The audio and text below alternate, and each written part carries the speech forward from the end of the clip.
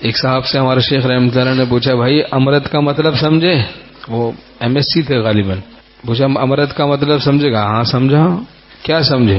کہا کہ امرود اور امرت دھارا. ہمارے ظالم میں تو حلال ہے، تو کیا سمجھا امرت؟ ہم نے کہا امرت سے بچو، تو ان سے کیسے بچو؟ امرود سے بچو، امرت دھارا سے بچو. امرت بے داڑھی مونچھ کے لڑکے کو کہتے ہیں. امرت یعنی بے داڑھی مونچھ کے لڑکوں سے دور رہنا چاہیے. نہیں علاج کوئی ذوق حسن بینی کا مگر یہی کہ بچہ آنکھ بیٹھ گوشے میں. بازے کہتے ہیں بھائی میلان نہیں ہے. ہمارے تولا رحمۃ اللہ فرماتے تھے بھائی بے داڑھی مونچھ کے لڑکوں سے احتیاط کرو. نہ دیکھو کسی تار میں لائٹ گئی ہو، بجلی نہ ہو، کوئی عاقل اس کو پکڑتا نہیں، ہو سکتا ہے پکڑے اسی وقت لائٹ آ جائے، کرنٹ لگ جائے، مر جائے. کرنٹ نہیں آ رہا، میلان نہیں ہو رہا، پھر بھی نہ دیکھے. احتیاط میں بلا اختلاف نفع ہے.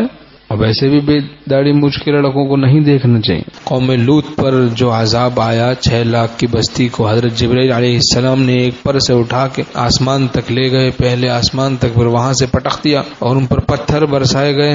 مجرمین کا نام ان پتھروں پر لکھا ہوا تھا. تو اس قدر سخت عذاب آیا، اس طرح کا عذاب کسی دوسری قوم پہ نہیں آیا. تو یہ بہت ہی خطرناک فعل ہے. امردوں کے ساتھ بدفعلی، لڑکوں کے ساتھ یہ بڑا گندا کام ہے. لا تنظروا الى المردان فان فيهم لمعة من الحور.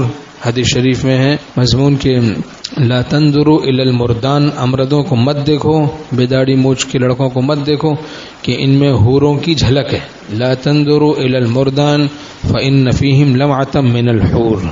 یہ صوفیوں کی محض بات نہیں ہے. ہاں وہ لوگ جو معترض ہوتے ہیں اصفیاء پر، ان کے لیے کہی جاتی ہے کہ محض صوفیوں کی بات نہیں، یہ کوئی یعنی اصفیاء کی اپنی بنائی ہوئی بات نہیں ہے. بھائی یہ تو شریعت ہی کا حکم ہے جس کو وہ واضح کر دیتے ہیں.